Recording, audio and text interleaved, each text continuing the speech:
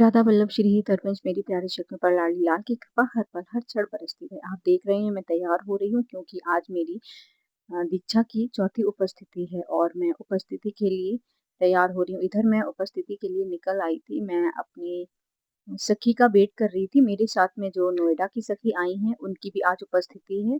तो मैं यहाँ वेट कर रही थी और आप देख रहे हैं कि सभी अपनी-अपनी दिनचर्या पर निकल दिए हैं। ये है वो सखी जिसकी आज दूसरी उपस्थिति है। और हम सभी यहाँ सबसे पहले आकर इस वृक्ष को प्रणाम करते हैं क्योंकि यहाँ हमारे गुरुदेव जब आश्रम में रहते थे तो सबसे पहले इस वृक्ष को प्रणाम करते थे। इसके बाद आगे की कोई दिनचर्या करते थे।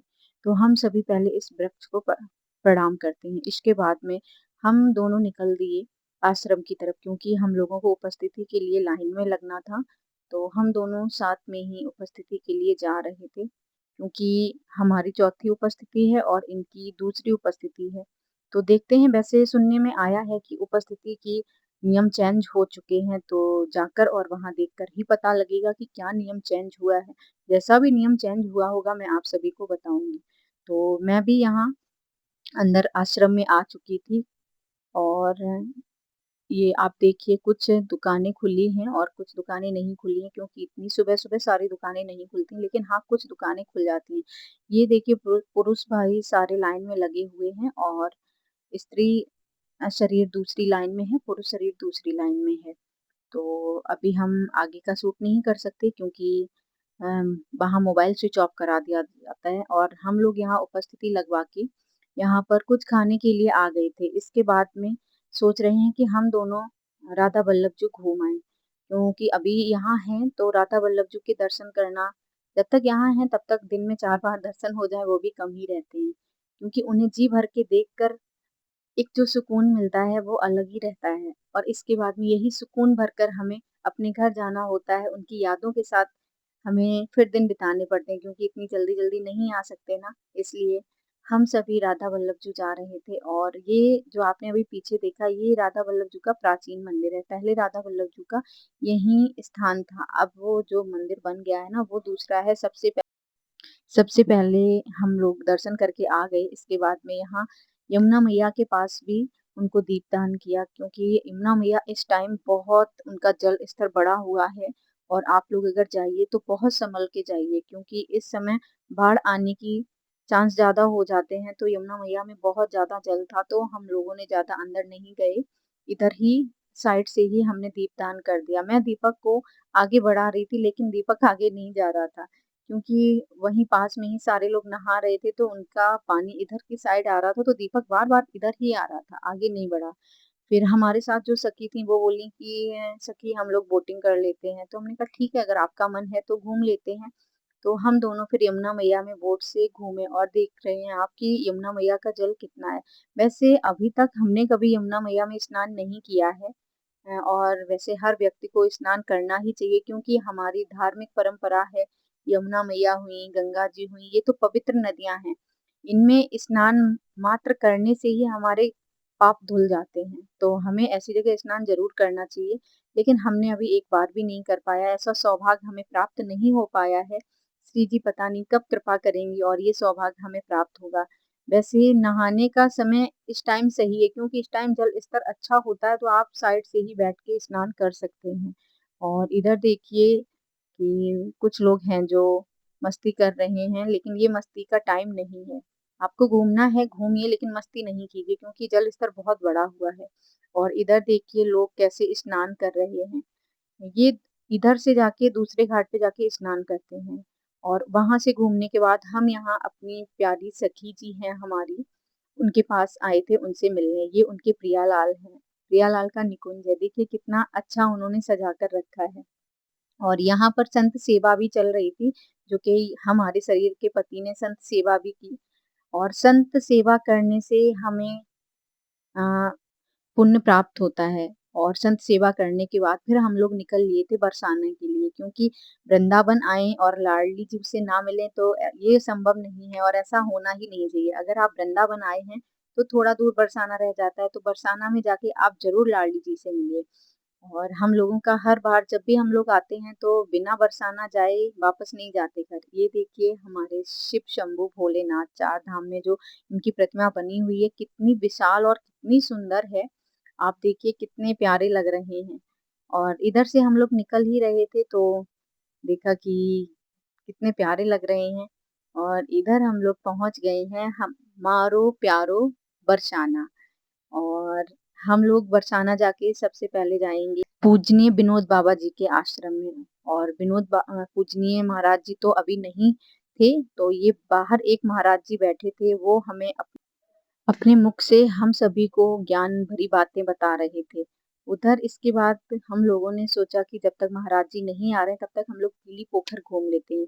ये पीली पोखर वो सरोवर है जहाँ पर हमारी लाडली जी ने अपनी मेहंदी के हाथ धुले थे। सुना जाता है कि यशोदा मैया ने इनके हाथ में मेहंदी लगा दी थी। और इनकी सखियों ने बताया कि तुम्हें पता है कि मेहंदी क्यों लगाई है?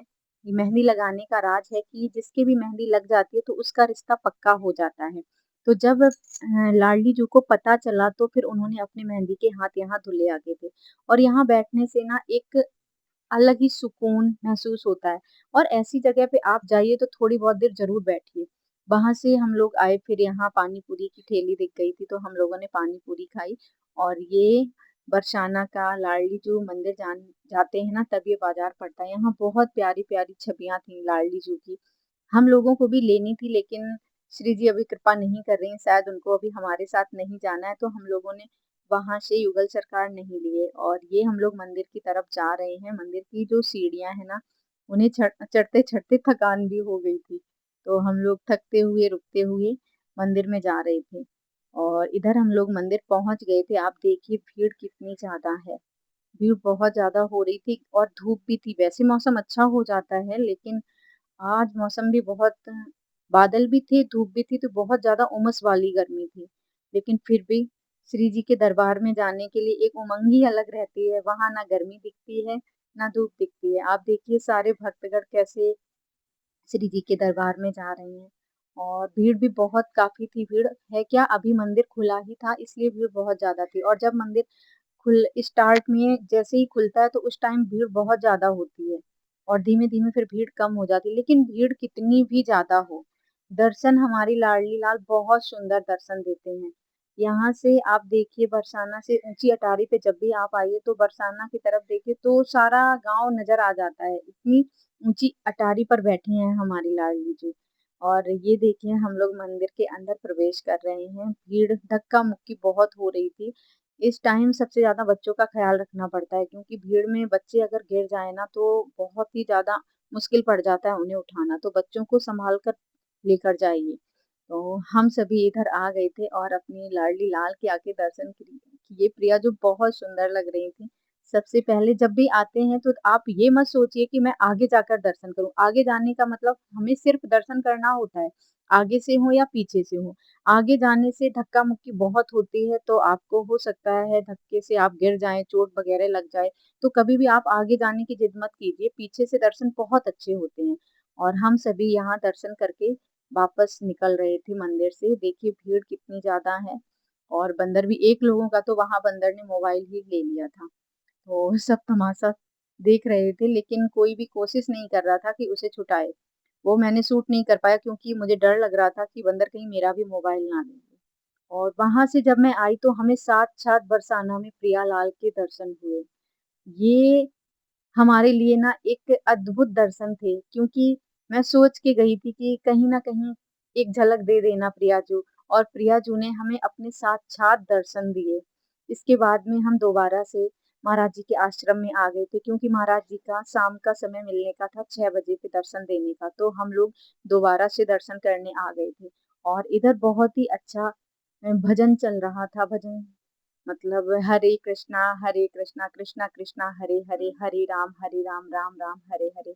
तो ये निरंतर चलता ही रहता है जब तक गुरुदेव नहीं आते। और हम लोग सभी गुरुदेव का वेट कर रहे थे और भजन भी कर रहे थे। यहाँ ये जगह एक ऐसी जगह है जहाँ पर एक अलग ही आनंद और सुकून रहता है। यहाँ आप आने के बाद सारी सांसारिक चिंताएं भूल जाते हैं। हमारे साथ तो जब भी हम यहाँ जाते हैं तो हम भूल ही जाते हैं कि हमें घर भी जाना है या हमारे कुछ और भी काम हैं या नहीं है। सारी चिंताएँ यहाँ आके बैठने से खत्म हो जाती हैं और हम लोग जब भी बरसाना आते हैं तो हमें हमारे गुरुदेव के दर्शन करने ही होते हैं। पूजनीय गुरुदेव के दर्शन किए बिना आप लोग भी कभी घर नहीं जाइए क्योंकि ये संत ही हैं जो हमें एक सतमार्ग पे ले जाते हैं। और ये देखिए हमारे परम पूजनीय गुरुदेव भगवान आ गए हैं और हम सभी ने दर्शन किए तो एक अलग ही आनंद आ रहा था इनके दर्शन करने से। और जैसे ही गुरुदेव आए वैसे ही एक अलग ही पॉजिटिविटी होती ना उन्हें देखने के बाद वो फ़ील होने लग जाती है। और उधर से महाराज जी के दर्शन करके अब हम लोग घर की तरफ निकल दिए थे। ये आप जो देख रहे हैं कीर्ति मंदिर है, ये कृपालु जी का ही मंदिर है जो वृंदावन में है, जिनका प्रेम मंदिर है उन्हीं का ही ये भी है। तो हम सभी ये देख रहे थे, अंदर जाने का टाइम नहीं था क्योंकि ऑलरेडी लेट हो चुके थे और घर जाना था, तो ज़्यादा रात नहीं करनी थी। वैसे भी यहाँ से 4-5 घंटे लग जाते हैं घर पहुँचते-पहुँचते। तो इस वजह से हम लोगों ने अंदर नहीं घूमा और हम लोग बाहर से ही इसको देखकर वापस आ गए। बच्चे और हम सभी मस्ती करते हुए, भजन सुनते हुए अपने घर की तरफ जा रहे थे और मन में अ, एक उमंग भी था कि मैं आज अपने प्रियालाल से मिल के आई, किशोरी जी के भी दर्शन हो गए, सब कुछ अच्छा रहा और अब आप हमें जल्दी से बुलाना और जल्दी से शरणागत करा देना क्योंकि अब और वेट नहीं होता है। और इधर हम लोग लाडली जी ढाबा पर आ गए थे। यहाँ पर हम सभी ने डिनर किया और इसके बाद अपने घर के लिए आगे बढ़ गए और आप सभी को अगर ये वीडियो अच्छा लगा हो तो प्लीज़ लाइक, शेयर, कमेंट और चैनल को सब्सक्राइब कीजिए। मिलते हैं अगले वीडियो में, तब तक के लिए श्री हरिवंश।